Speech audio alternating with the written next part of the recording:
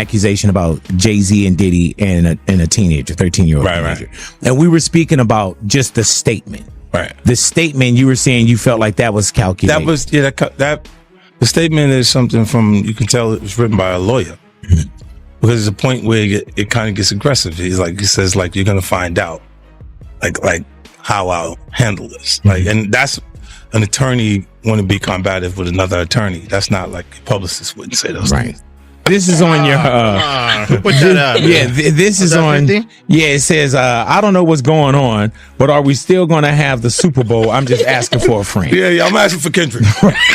You know, I'm just trying to figure out if we're still doing everything the way. Because look, they will fall back, but the NFL, they won't necessarily be associated to that. Right. Why do you not insert yourself, but you're on top of every topic, right? Yeah. I'm just watching. I'm participating. I'm being part of culture. I'm just telling my opinion. Right. Look, because you're part of the culture. Like I can't say anything now. I'm out of it. I'm like I'm going to Dre's studio and just sit with Dre a little. Right. And then, maybe I stay out of trouble. It seems Jay-Z is under a different kind of spotlight right now, facing scrutiny that goes far beyond the usual headlines. Alongside a serious lawsuit involving Diddy, whispers are swirling about Jay-Z's early connection to Rihanna. Rumors claim he played a pivotal role in shaping her career when she was just 15. Now 50 Cent and Jaguar Wright are stepping forward, revealing behind-the-scenes details about Jay-Z's relationship with Rihanna and questioning whether there was anything inappropriate, even raising speculation about his loyalty to Beyonce. To Def Jam. She was an innocent baby when she came over here. And look at her now. 14 going on 15 years old. Flown over without parental supervision in a private plane by a man who was supposed to be a producer who auditioned her at 3 a.m. in the morning in a hotel room. Auditioning at 3 a.m. in the morning, a 14-year-old girl. She was flown to another country. She was taken to Def Jam headquarters. She was left in a conference room alone with Sean Carter for nearly 6 hours alone with no parental supervision. Her father collected a $500,000 check. She has the fastest inked deal in Def Jam history. The story of how Jay-Z signed Rihanna is nothing short of unsettling. She was brought to the United States without her parents, placed alone in a hotel room with Jay-Z, where the two reportedly stayed together until the early hours of the morning. Sources say Jay-Z pressured the young artist, barely 16 at the time, to sign the contract, using intimidation tactics that left her feeling she had little choice but to agree. I sang Fun Replay. I sang another ballad from the album last time. So then what did he say to you? He said something to you. Oh yes, he said, we don't sing songs here, we sing artists. And there was this little pause, and I was nervous. But then he said, and we're interested. And there was this sudden feel of relief. But then he said something about a window and a door or something. Oh, then he said, he said it one more. I did a lot of homework on you, this lady. He said, there are two ways to leave here, either through the door with the deal signed or through this window, and we're on the 29th floor. So you was like, where's the pen? Where's the paper? I'm signing. Yeah. The audience is so uncomfortable. Like, I don't know if Tyra was trying to get that on the record, but my God, what Jaguar? He threatened her. This is her own words coming out of her mouth. And she was a kid at that time, correct? 15-year-old girl who had been flown to the United States without parental supervision or a chaperone, brought to a grown man's office in a large corporate Manhattan building. Everybody knew when she flew in. I was there the day she got signed. And beautiful. When girl. I met her that day, I knew she was a star. Like, just her look, the way she walked into a room and her confidence, and she performed in my office. And she was what, 17 years old at that point? She was 16. 16, and she has the confidence of it. She's like an old soul in a sense, right? Absolutely. So she walks in your office, and what? She just belts out a tune. Belts out a tune. She performs, and I tell her, there's no way out of this office. I signed her that day. Wow. Work ethic, everything is there. So we signed her that night. We didn't let her leave the office. Really? The 3 a.m. was when that contract got signed. So from the meeting around 3, 4 in the afternoon, we signed it by 3 a.m. Wow. That day, I was absolutely. After signing with Jay-Z, Rihanna's career exploded. But that success came with its own complications. rumors began swirling that Jay-Z was unfaithful to Beyoncé with Rihanna, and some claim Beyoncé knew. At the time, Rihanna was just 18, while Jay-Z was 41. These whispers have fueled ongoing speculation about their relationship, and some believe it may have even contributed to tensions between Rihanna and Chris Brown. Both Rihanna and Jay-Z have consistently denied these claims, but similar rumors have followed Jay-Z before, especially regarding his alleged involvement with Aaliyah. One thing is certain, Jay-Z's relationships have often been surrounded by controversy. And a new twist in a high-profile lawsuit accuses rapper Jay-Z of raping a 13-year-old girl in 2000 alongside Sean Diddy Combs. The lawsuit, originally filed in October, was refiled today to include Jay-Z as a defendant. The anonymous accuser claims the assault occurred at an MTV Video Music Awards after-party. Jay-Z has denied the allegations in a statement on Roc Nation's Instagram, calling the accusations heinous and urging a criminal complaint be filed instead of a civil one. He also criticized the attorney behind the lawsuit, Tony Busby, accusing him of exploiting the case for personal gain. Inside the building, plaintiff recognized many celebrities as she entered what appeared to be a large living room or foyer containing a large crowd. Plaintiff attempted to mingle in the crowd and talk to several of the celebrities that she recognized and whom she wanted to see at the VMAs. Waitstaff circulated throughout the room, carrying trays of drinks, and loud music played throughout the venue. Plaintiff observed widespread drug use, including marijuana and cocaine. After attempting to talk to numerous celebrities, plaintiff accepted a drink from one of the waitresses, circulating the crowd. The drink was a reddish-yellow mixture that tasted like orange juice, cranberry juice, and something bitter. After drinking just a portion of that drink, plaintiff began to feel woozy and lightheaded, making her need to lie down. A photograph of an actual exemplar container used by Combs and or his agents/employees to insert GHB into alcoholic drinks is seen below. And these are the photos included in the lawsuit that show a small plastic container that the plaintiff claims contained drugs at the party. The woman, remember, who claims she was 13 at the time, says she felt woozy and went to look for a place to lay down. Soon after, Combs entered the room along with defendant Carter and a female celebrity, Celebrity B. Plaintiff immediately recognized all three celebrities. Combs aggressively approached plaintiff with a crazed look in his eyes, grabbed her and said, "You are ready to party." Combs then threw plaintiff toward a wall, causing plaintiff to fall. Plaintiff got up and stumbled, at which point Combs grabbed her again and threw her on the bed. At that point, Carter began removing plaintiff's clothes as she grew more and more disoriented. Plaintiff was held down by Carter as he vaginally raped her, while Combs and Celebrity B watched. After Carter was finished, he stepped back toward the wall. Combs then stepped forward and vaginally raped plaintiff while Carter and Celebrity B watched. Combs then knocked plaintiff down and attempted to force plaintiff to perform oral sex on him. She fought back, standing up quickly and punching out at the same time, hitting Combs in the neck. Taken aback, Combs stopped his attack. 50 Cent has openly condemned Jay-Z's troubling behavior, even voicing concern over what Jay-Z might be capable of doing to his own daughter. With a past marked by controversy, Jay-Z seems indifferent to age or boundaries. On a recent episode of the Bad Boy TV, 50 Cent didn't hold back, sharing his deepest fears and frustrations about Jay-Z's actions. If you had to pick between Rihanna or Beyonce, who would you choose? Right now? Yeah. I like Rihanna's records. There's an Dribble ball. The world's on fire. The fire is inside the ball with you, but there's no way for you to get out. In addition to having autism, the woman says she suffered a head injury. The night of the 2000s VMAs, she says a friend drove her from Rochester, New York to Manhattan, a more than 5-hour drive. Her attorney provided NBC News with the name of the friend who has since died. The woman says she spoke to Combs' limo driver, who offered her a ride to an after party. I stumbled upon Diddy's driver, who told me that I was exactly what Diddy was looking for. What did you think when he said that to you? I thought it meant that I was just pretty. She went to a White House, she says, where she spoke to musicians Benji Madden and his brother. I'm talking to Benji Madden about his tattoo because, I have about his tattoo that's the Last Supper, because I have religious background. So it was just something to talk about. At the after party, she says she had a drink that made her feel woozy. Then she says Combs and Carter took turns raping her while a female celebrity watched. Jay-Z comes in and rapes me. He at that point I was fighting, trying to get away from him, and he put his hand over my mouth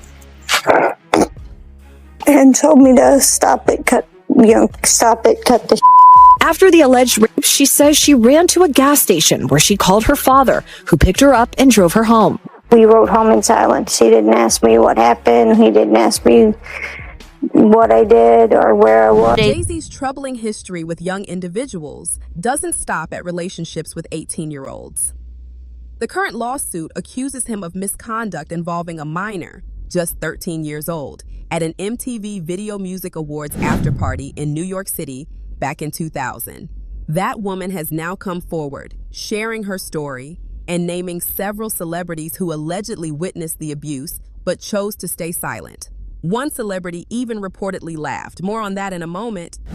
She could theoretically win if her testimony were especially compelling, but I think you put your finger on one of the real weaknesses, is that these allegations are ancient. One thing that leapt out to me is the allegations also include that there was a witness, yes, other than Diddy, who a female, another woman.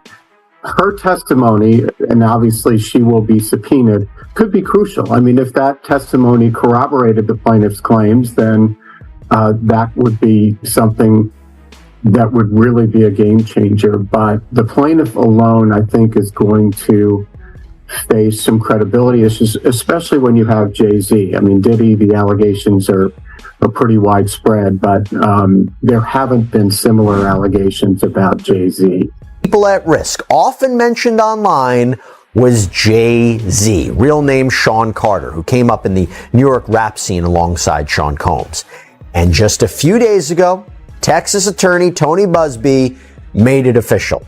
He filed an amended complaint on behalf of a Jane Doe who says that she was raped by Combs and Carter when she was just 13 years old, that this happened at a VMA's after party back in 2000. Now, the original complaint mentioned Celebrity A and Celebrity B, a man and woman, as being present for and even Celebrity A participating in the alleged assault. Well, now Celebrity A has been identified as Jay-Z, who has adamantly denied anything like that ever happening. He is very, very clear on that. In fact, he has accused Tony Busby of extortion, saying that Busby's attempts to get celebrities to pay out huge sums of money in exchange for not being named in civil lawsuits with what he claims are false allegations amounts to blackmail. In fact, Jay-Z is believed to be the John Doe who just recently filed a lawsuit against Tony Busby anonymously, claiming extortion and intentional infliction of emotional distress. Following the victim's testimony and the claims of multiple witnesses in the room, Jay-Z could be staring down serious legal consequences. Several criminal defense attorneys have noted that the details described fit a disturbing pattern often seen in cases involving repeat abusers, the kind Jay-Z is accused of being. This could dramatically increase the chances of him facing significant charges. But Jaguar has been warning us about Jay-Z. Yeah. Jay-Z has now had an official lawsuit. It's everywhere. It's now being talked about louder than ever. I guess, does that give you some peace to know that people are finally really questioning this man? It's emboldening me. I spoke on Piers Morgan. I said that I had 3 victims that I've been working with, victims of the Carters, that were ready to come forward. This might help them feel a little more confident now. So this is great because he's been evading. But the thing is, everyone in the backdrop knew that he was the celebrity John Doe. Everybody knew that. They knew it when I did Piers Morgan. Is Beyonce Celebrity B? I hope to God not. But she was around.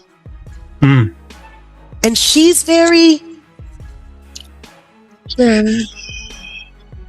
she's got enough on her plate. After everything that happened with the election and everything that's happening right now, I'm not going to dump on that woman. She got better fish to fry. What I will say is that her husband, she knows exactly who he is. Yeah. She knows. Jaguar Wright has also spoken out, stressing that these allegations show Jay-Z's troubling past is far more than just idle gossip. She's pointed out that Jay-Z has been linked to many difficult situations and has crossed paths with others who are now ready to share their experiences. She urged people to think about this.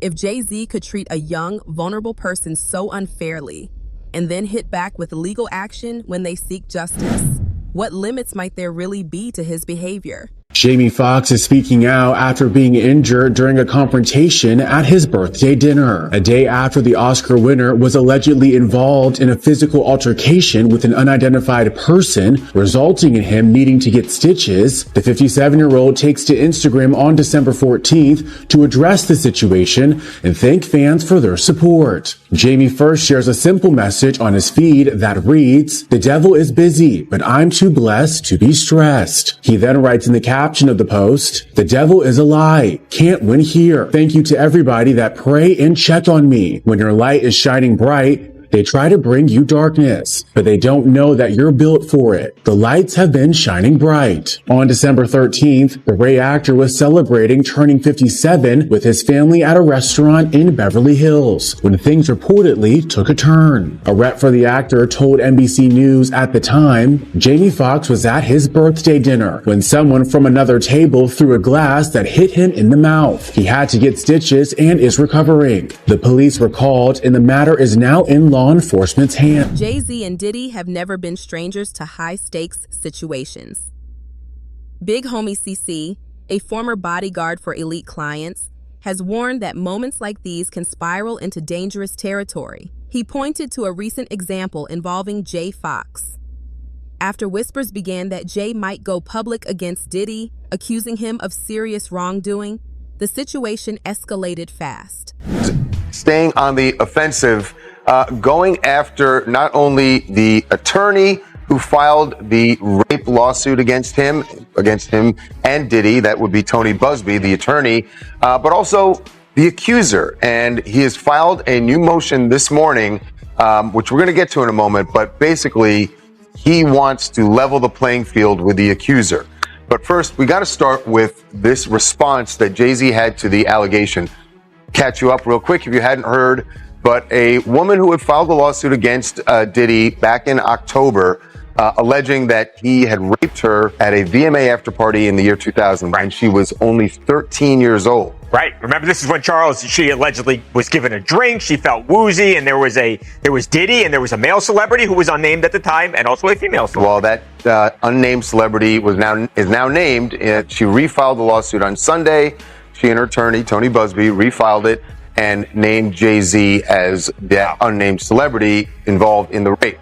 Jay-Z's response is extraordinary in that, look, we've seen all these lawsuits against Diddy, dozens of them now at this point, and frequently his response has been to deny it, but to say nothing else. Jay-Z went way more than just denying it. He did do that, but then went directly after the attorney. Part of his statement said, "My lawyer received a blackmail attempt from a lawyer named Tony Busby. It made me want to expose you, Tony Busby, for the fraud you are in a very public fashion. So no, I will not give you one red penny." This lawyer, who I have done a bit of research on, seems to have a pattern of these types of theatrics. You claim to be a Marine? Marines are known for their valor. You have neither honor nor dignity. The New York Times contacted me to ask for my response to rapper Jay-Z's allegations that I tried to extort and blackmail him. My response is pretty straightforward. No one has made any threats. Jay-Z's assertions are bogus and laughable. Instead, our firm sent a standard demand letter seeking a mediation on behalf of a woman who alleges Jay-Z sexually assaulted her as a minor. The letter was vetted and approved by our client, whose preference was to attempt resolution short of filing a lawsuit. This approach is common in these types of cases. What you're seeing played out now is a coordinated and desperate effort to focus the public's attention on me personally to avoid attention on the allegations being made by my clients. This effort has included harassing my family and colleagues and even offering former clients money to sue me, which is illegal. When an alleged perpetrator behaves in this manner, wildly asserting that a basic demand letter is extortion and aggressively using the media to attack the opposing lawyer while at the same time ignoring the allegations being made by the alleged victim, it reminds me of a famous line from Shakespeare. The lady doth protest too much, methinks. We intend to address all of these issues with the court in due course. Let me be clear. We will not be bullied or intimidated by these shenanigans. And our client... Jay-Z is now fighting back against these allegations with full force, making it clear he has no intention of backing down. He's prepared to take every step necessary to defend himself and to push back against those speaking out. Instead of addressing the accusations head-on, Jay-Z appears to be shifting the focus onto the victims themselves, even targeting their legal teams. He knows that if even one person wins, many others could soon come forward. Turn those things over, or well, that's what we're going to head over to do now. So we have a hearing now to determine what we're going to do in terms of what documents we'll have to turn over and what documents we do not have. So why were you in court today? Just to give testimony to the grand jury. He was subpoenaed by the court. So as we all know, if you don't answer a subpoena, the marshals will come to your house as they came to his house and they will bring you here. So that's why we're here today. I know you can't mention celebrities per se. You did mention some in the interview. So just to clarify, you can back that up with actual factual footage. We have, it's things that we have, but we got to go to the other courthouse. So I don't know if that's any more questions, but we got another hearing to go. Are you nervous, or do you feel cool? Nah, I ain't never nervous. Only thing that's fair to me is God. But I know you did mention what was on the flash drive before. Would you be able to kind of go over that now, or is that something that you can't discuss? No, we're trying to just go to discuss that now, what we will be able to talk to in terms of what was available and what was on those flash drives. Okay. But it was the book. So it is Kim Porter's book, but not necessarily some of the stuff with the celebs that were mentioned besides. It's hers. Nobody touched it. Oh, so it is her official book. Yes. Nobody.